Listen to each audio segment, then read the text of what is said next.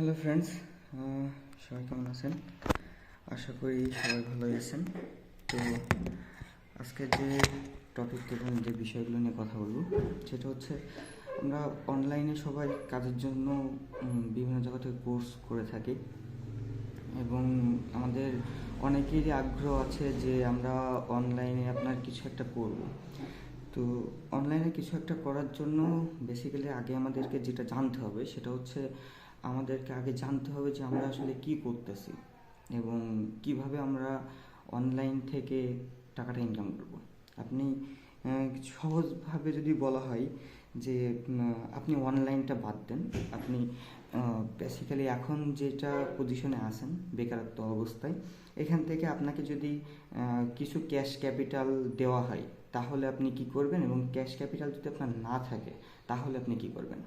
যদি কেউ ফ্যামিলি থেকে ফিনান্সিয়াল সাপোর্ট পায় তাহলে তার হচ্ছে বড় অ্যামাউন্টের সাপোর্ট পাইলে সে চিন্তা করবে বাইরের রাষ্ট্রে চলে যাওয়ার জন্য, যে বাইরের রাষ্ট্রে যে আমি হচ্ছে ইউরোপ কান্ট্রি অথবা বিভিন্ন কান্ট্রিতে যে আমি ভালো একটা জব খুঁজবো এবং সেইখানে যে আমি মান্থলি একটা বড় আকারের স্যালারি নিয়ে আসবো। আবার যদি বেশি এডুকেশন আপনার যদি আছে হায়ার এডুকেশন সে যদি থাকে তাহলে বড় অ্যামাউন্ট পাইলে সে চিন্তা করবে বাইরের কান্ট্রিতে না যায় আমি বাংলাদেশের গভর্নমেন্ট জবের জন্য ট্রাই করব এবং সেখানে আমি হচ্ছে ভালো একটা পজিশনে বড় অ্যামাউন্ট একটা ইনকাম করব। তো এরকম সবার কিন্তু আলাদা আলাদা ওপিনিয়ন থাকে যে আমি যদি অ্যামাউন্ট বেশি পাই সেক্ষেত্রে আমি এক একটা সেক্টর আমি চুজ করে নিতে পারি। আর যদি যাদের অ্যামাউন্ট নাই তাদের চিন্তাভাবনা কী থাকবে যে আমি বাংলাদেশের ভিতরে আমি লোকালি কোনো একটা জায়গায় কোনো একটা কোম্পানি, কোনো একটা ছোটো কোম্পানি, ইন্টারন্যাশনাল হোক অথবা মাল্টি ন্যাশনাল হোক, যে কোনো একটা ছোটোখাটো একটা কোম্পানি, প্রোডাকশন হাউস হোক, যে কোনো একটা জায়গাতে আমি যেন কোনো একটা হচ্ছে চলার মতো একটা ভালো একটা অ্যামাউন্ট যেন পাই, এরকম ধরনের টার্গেট থাকবে। সেটা যেভাবেই হোক সে কাজগুলো কমপ্লিট করে দেবে এবং কোম্পানির যে রিকোয়ারমেন্টগুলো থাকবে, প্রেশারগুলো থাকবে, সে সেটা ডিজার্ভ করে নিয়ে সে সেইভাবে কিন্তু মার্কেটিং পলিসিতে নেমে পড়বে। তো এটা ম্যানুয়ালি। এবার ভার্চুয়ালি যদি আমাদের এই কাজগুলো করতে হয় তাহলেও কিন্তু আমাদের সেম প্রেশার, সেম অবজারভেশনটা আমাদের নিজেদের ভিতরে নিয়ে আসতে হবে। কারণ এটা যে আমরা যেটা মনে করি যে অনলাইনে আসলে একটা অ্যাকাউন্ট খুললাম, হচ্ছে একটুখানি পিসির সামনে বসলাম, বায়ার একটা কাজ দিল, সেটা যে কাজই হোক আমি করে দিলাম, দিলে আমাকে টাকা দিবে। আসলে বিষয়টা এরকম না।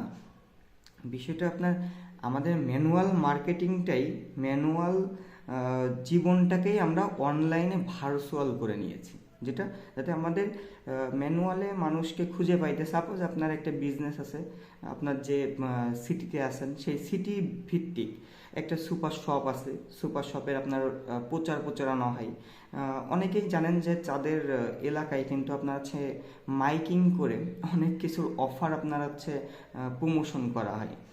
যে সাপোজ একটা সে শুক্রবার আসলে অনেক জায়গাতে মোড়ের মাথায় অথবা বিভিন্ন বড় আছে কষায়ের দোকানে কিন্তু আপনার হচ্ছে গরুর হচ্ছে গোশের কিন্তু বিজ্ঞাপন হয় যে এত টাকা মূল্যে কেজি দরে গোশ পাওয়া যাচ্ছে, খুবই ভালো মানের গরু, আপনারা এসে হচ্ছে শুক্রবার আপনারা সকালে এইটার সময় 2টা গরু কি 3টা গরু এরকম হচ্ছে মাইকিং করে কিন্তু অ্যানাউন্সমেন্ট করে কিন্তু একদিন কি 2 দিন আগে থেকে কিন্তু আপনার অ্যানাউন্সমেন্টগুলো করা হয়।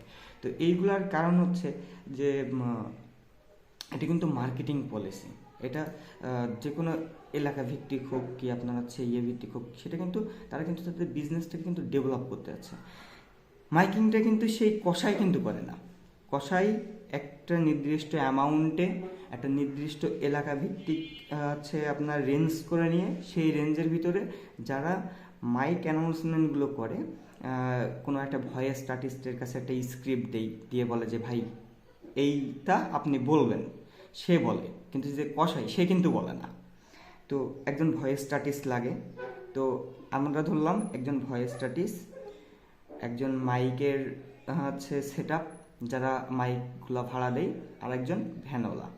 তার মানে একটা গোশ বিক্রির জন্য কয়টা মানুষ কাজ পাচ্ছে? Voice artist, mike set up এবং একটা ভ্যানওয়ালা।